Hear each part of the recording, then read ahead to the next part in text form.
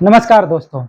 विद्या संबल योजना जैसा कि आप जानते ही है, गेस्ट फैकल्टी के तौर पर ऑफिशियल नोटिफिकेशन विज्ञापन जो है जारी किया गया है, जिसमें विभिन्न शैक्षणिक पदों के लिए आवेदन पत्र जो है वो आमंत्रित किए गए हैं। लेकिन काफ़ी जो अभ्यर्थी है उनकी समझ में नहीं आ रहा है, क्योंकि कुछ जिलों के जो आवेदन हैं, विस्तृत विज्ञापन है वो निकाले गए हैं, कुछ के नहीं निकाले गए हैं, कुछ के प्रत्याहरित कर लिए गए हैं, निरस्त कर दिए गए हैं। किन जिलों के निरस्त हो गए हैं, किन के निरस्त नहीं हुए हैं, कौन-सा ऑर्डर सही है, कौन-सा ऑर्डर सही नहीं है, कुछ समझ में नहीं आ रहा है। तो चलिए हम आपको समझा देते हैं। आपको क्या करना है कि टेलीग्राम ओपन करना है और टेलीग्राम पे आपको ये जो चैनल है सेवा 24x7 ये फॉलो कर लेना है, ज्वाइन कर लेना है। लिंक आप देख सकते हैं। टेलीग्राम पे आपको सर्च करना होगा @सेवा 24x7। आपको ये चैनल जो है वो ज्वाइन कर लेना। यहाँ पे आपको संपूर्ण जानकारी जो है गेस्ट फैकल्टी जो अभी विज्ञापन निकल रहे हैं विद्या संबल योजना के, वो संपूर्ण ऑर्डर जो है आपको यहाँ पे मिल जाएंगे। जैसे अभी आप लेटेस्ट देखेंगे 4 बजे आवेदन फॉर्म बूंदी लेटेस्ट है, जो अभी की अभी जारी हुआ है। विद्या संबल योजना बूंदी के जो आवेदन पत्र में शपथ पत्र जो है वो जारी कर दिया गया है। यहाँ पे देखेंगे विद्या संबल योजना बूंदी के जो नवीनतम ऑर्डर है में रिक्त पद विज्ञापन जो है वो जारी कर दिया गया है। साथ में मैं आपको बताना चाहूंगा जो पूर्व में जो निर्धारित मापदंड रखा गया था चयन का, उसमें फेरबदल किया गया है, परिवर्तन किया गया है। बूंदी जिले वाला जो विज्ञापन आया है उसमें परिवर्तन हुआ है। जो पहले क्राइटेरिया था ना कि इतना परसेंट जो है 10वीं से लिया जाएगा, 12वीं से इतना प्रतिशत, वो बूंदी वाले जिले में परिवर्तित किया गया है। तो आप एक बार इस विज्ञापन को भी अवश्य देख लेना। उसके बाद में देखिए विद्या संबल योजना ब्यावर का जो ऑर्डर है वो कैंसिल कर दिया गया है, वो आप यहाँ से प्राप्त कर सकते हैं। उसके बाद में आप देखेंगे जो उदयपुर जिला है, उदयपुर जिले का संशोधित आदेश जो है विद्या संबल योजना का वो आ चुका है और उसकी जो डेट है वो आप यहाँ पे देखिए 25 अगस्त दी हुई है।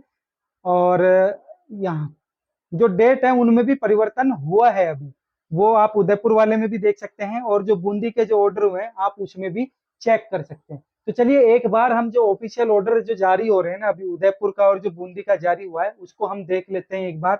उससे पहले हम जो ऑफिशियल नोटिफिकेशंस के आधार पर देख लेते हैं कि बूंदी का जो विज्ञापन आया है उसमें क्या क्या चीजें नई होने वाली है। तो देखिए इसमें जो नगरीय निकाय है उन क्षेत्रों के विद्यालयों को छोड़ दिया गया है। केवल ग्रामीण क्षेत्रों के लिए आप आवेदन कर सकते हैं। तिथि आप यहाँ से देख सकते हैं। पीओ यूसीओ पे जो विद्यालय स्तरीय चयन समिति का गठन है वो 27 अगस्त को किया जाएगा। पहले यहाँ पे 24 या 25 अगस्त था, वो परिवर्तित कर दी गई है। नवीन तिथियां जारी हो गई है तो आप अपडेट कर लेना अपने हिसाब से। यहाँ पे PO UCO 1 minute,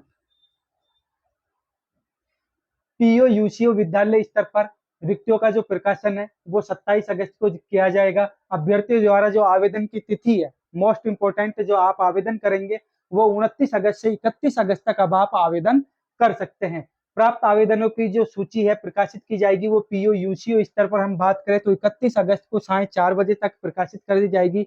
PO UCO के द्वारा जो अभ्यर्थियों की वरिष्ठता सूची है, जो वरीयता सूची बनाई जाएगी अस्थायी तौर पर, वो बनाई जाएगी 31 अगस्त और 1 सितंबर को। अभ्यर्थियों के आपत्तियों का निस्तारण किया जाएगा, वो 1 सितंबर को कर दिया जाएगा शाम के 6 बजे तक। पीओ यूसीओ के द्वारा जो चयनित अभ्यर्थी है उनके आवेदन पत्र मुख्य ब्लॉक शिक्षा अधिकारी को पहुंचाना कार्यालय में 2 सितंबर निर्धारित तिथि की गई है। और मुख्य ब्लॉक शिक्षा अधिकारी के द्वारा जो चयनित अभ्यर्थी है इनकी सूची को सीडीओ ऑफिस में पहुंचाना, इसके लिए 3 सितंबर तय की गई है। ये हम बूंदी के द्वारा ऑर्डर जो है जारी किए गए हैं उसके बारे में बात कर रहे हैं। अब जो जिला स्तरीय कमेटी है उसके द्वारा जो चयन सूची है उसका जो अनुमोदन कार्य है वो 3 सितंबर को साढ़े 5 बजे तक किया जाएगा और आदेश जो जारी किए जाएंगे वो 3 सितंबर को रात्रि में कर दिए जाएंगे। तो ये तो हो गया इसका जो तिथि थी, जो डेट परिवर्तन हुई है उसके बारे में आप देख सकते हैं। अब जो विद्या संबल योजना के तहत जो पद है और योग्यताएं हैं उसके बारे में आप देख लीजिए। व्याख्याता पद के लिए विभिन्न विषय में राजस्थान शिक्षा राज्य अधीनस्थ सेवालोक की जो भी विषय में संबंधित पद योग्यता है वो आपको यहाँ पे उनको प्रावधानों को पूरा करना होगा। वरिष्ठ अध्यापक के लिए भी आप देख सकते हैं अध्यापक लेवल 2 विभिन्न विषय, और लेवल प्रथम के लिए देखिए राजस्थान पंचायती राज नियम 1996 में संबंधित पद व विषय हेतु वर्णित प्रावधानों के अनुसार जो प्रावधान 1996 नियम में किए गए हैं वो आपको यहाँ पर पूरा करना होगा। अब उसमें रीट वाली पात्रता परीक्षा है या नहीं है उसका यहाँ पे कहीं भी जिक्र नहीं किया है। आप यहाँ पे देख सकते हैं पॉइंट नंबर 3 पे जिक्र हुआ है इसका, सेवानिवृत्त जो शिक्षक हैं जो गेस्ट फैकल्टी के रूप में लगाए जाने हेतु पात्र होंगे बशर्ते उनके आवेदित पद की न्यूनतम वांछित योग्यता अर्जित की हो, परंतु अध्यापक लेवल फर्स्ट व अध्यापक लेवल द्वितीय के पदों के लिए सेवानिवृत्त शिक्षकों हेतु रीट परीक्षा उत्तीर्ण की बाध्यता नहीं है। अर्थात अन्य ऐसे शिक्षक जो सेवानिवृत्त नहीं है उनको रीट पात्रता परीक्षा उत्तीर्ण करना अनिवार्य होगा, और जो सेवानिवृत्त शिक्षक है उनको रीट परीक्षा यहाँ पर नहीं मांगी गई है। आगे चलेंगे, यहाँ पे शैक्षणिक योग्यताओं की बात कर लेते हैं। मैंने कहा था कि जो निर्धारित अंक भार है उसमें भी परिवर्तन किया गया है। आप यहाँ पे देखेंगे व्याख्याता के लिए स्नातक से 25% लिया जाएगा, अधि स्नातक से 50% और बीएड से 25% यहाँ पर लिया जाएगा। वरिष्ठ अध्यापक से देखिए 10वीं से 10%, 12वीं से 10%, स्नातक से 55% और बीएड से यहाँ पर 25% अंक लिए जाएंगे। अध्यापक लेवल 2 कक्षा 10 से 20%, 12वीं से 20%, स्नातक से 35%, जबकि बीएड से 25% अंक लिए जाएंगे।